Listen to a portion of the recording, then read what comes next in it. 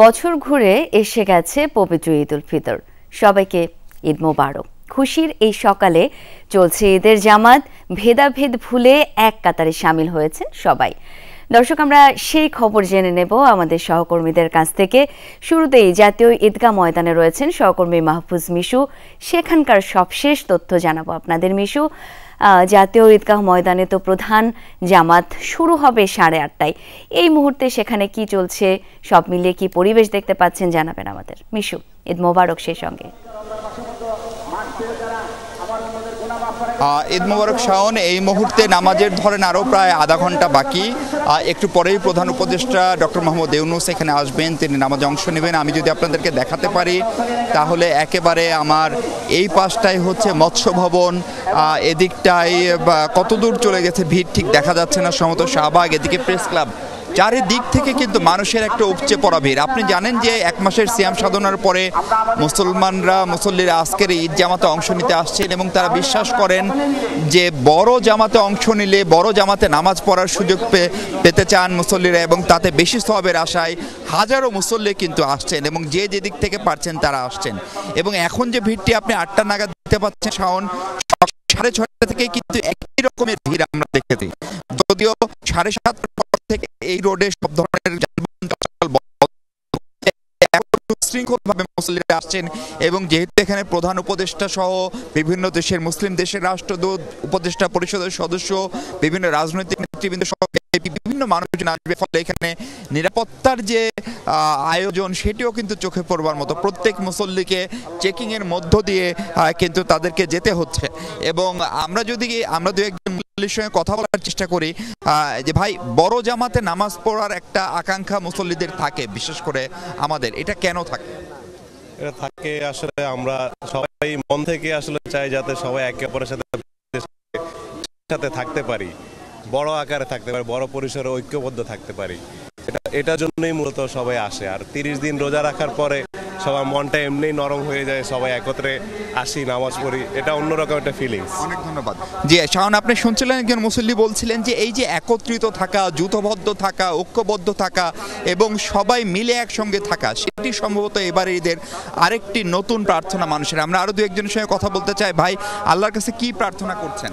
আল্লাহর কাছে প্রার্থনা করছি দেশটা যেন শান্তিতে চলে এবং আগের যে পরিবেশ ছিল সেই পরিবেশ যেন না ফিরে আসে। আমরা একটা সুন্দর দেশ চাই, একটা সুন্দর বাংলাদেশ চাই। আমরা সবাই সহমর্মিতা এবং সহানুভূতির সহকারে এই দেশে আমরা বসবাস করতে চাই। ধন্যবাদ। তার মানে শাওন হচ্ছে হিংসা, বিদ্বেষ, রাগারাগি, রাগ, ক্ষোভ, অভিমান ভুলে সবাই মিলে যেন যূথবদ্ধভাবে একসঙ্গে থাকা যায়, সেই শিক্ষায় কিন্তু পবিত্র রমজানের শিক্ষা, এক মাস রোজা রাখার শিক্ষা। এবং সেই শিক্ষা সমাপনী অনুষ্ঠান হচ্ছে আজকের এই ঈদ। এবং এই ঈদের মধ্য দিয়েও কিন্তু আবারও সেই একতাবদ্ধ থাকার, একসঙ্গে থাকার প্রার্থনা সর্বশক্তিমান আল্লাহর কাছে মুসল্লিরা করছেন। এবং এর মধ্য দিয়েই কিন্তু ঈদের জামাত চলছে। আর ঠিক 15-20 মিনিট পরে এই জামাতটি শুরু হবে এবং তারপরে ঈদের নামাজের পরেই কিন্তু এই মুসল্লিরা কোলাকুলি করে পরস্পরের সঙ্গে শুভেচ্ছা বিনিময় করে নিজ নিজ বাসায় ফিরবেন। শাওন। মিশু, অনেক ধন্যবাদ আপনাকে। দর্শক, আমাদের আরেক সহকর্মীও রয়েছেন জাতীয় ঈদগাহে, তানভীর মৌসুম। এ পর্যায়ে যাব তার কাছে। তানভীর, প্রধান উপদেষ্টার তো জাতীয় ঈদগাহে নামাজ আদায়ের কথা রয়েছে, তিনি পৌঁছেছেন কিনা, সব মিলিয়ে সার্বিক পরিস্থিতি কেমন দেখছেন, এবং সেই সঙ্গে আপনাকে ঈদের শুভেচ্ছা জানাচ্ছি। শাওন, ঈদ মোবারক। আজকে জাতীয় ঈদগাহ ময়দানে প্রধান উপদেষ্টা 8:30টায় নামাজ আদায়ের কথা রয়েছে এবং সে অনুযায়ী আমরা দেখতে পাচ্ছি যে প্রস্তুতি কিন্তু অনেক আগে ভাগে থেকেই নেওয়া ছিল, আমরা দেখেছি।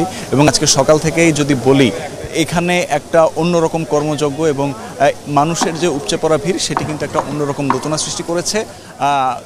সকাল থেকেই দেখেছি আমরা যে এই জাতীয় ঈদগাহ ময়দানের প্রবেশদ্বারে সেখানে মানুষের ভিড় ছিল এবং সারিবদ্ধভাবে মানুষ ছিল। এবং শুরুতে যখন অনেক ভোরেই কিন্তু মুসল্লিরা চলে আসেন এখানে ঈদের নামাজ আদায়ের জন্য, এবং তারা ভিতরে গিয়ে জাতীয় ঈদগাহ ময়দানের ভিতরে অবস্থান করে তারা নামাজ আদায় করবেন, তারা সামনের কাতারে থেকে নামাজ আদায় করবেন, এমন একটি বাসনা নিয়েই অনেকে এসেছিলেন। এবং তখন আমরা দেখেছিলাম যে দিনের শুরুতে ভোরের দিকে তখন আমরা দেখি যে এই প্রবেশদ্বারের সামনে কিন্তু তখনও সবাইকে প্রবেশ করার জন্য অনুমতি দেওয়া হয়নি। এবং সেখানে আমরা তখন দেখেছিলাম যে মুসল্লিদের দীর্ঘ সারি, তারা তখন অপেক্ষায় ছিলেন যে কখন তাদেরকে অনুমতিটি দেওয়া হবে, এবং অনুমতি